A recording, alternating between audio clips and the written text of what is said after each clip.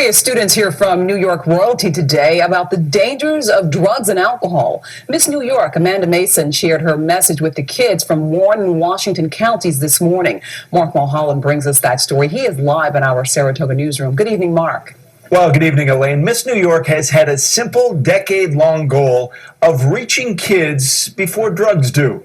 Answer, do prescription drugs affect everyone differently? At the age of 24, Amanda Mason is an old pro at talking to kids about drugs and alcohol. I started this because I saw the effects of drugs and alcohol on my friends, and I saw how everyone just sort of ignored it and pushed it under the rug. Mason has been at this for a decade. Says she first became interested as a 14-year-old in Florida, where her high school was nicknamed the Pharmacy because so many of her classmates were taking drugs.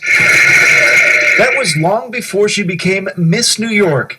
The crown has given her a pulpit, and she's happy to use it. We have 2,500 kids abusing prescription drugs for the first time every day.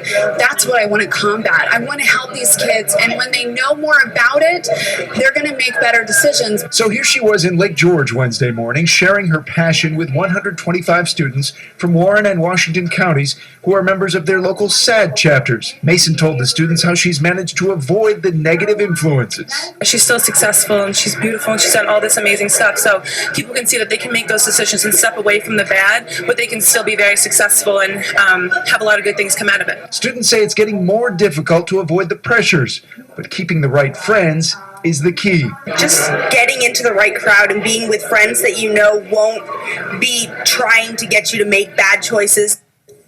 Now, this was all part of the 11th annual SADD conference put on by the Council for Prevention.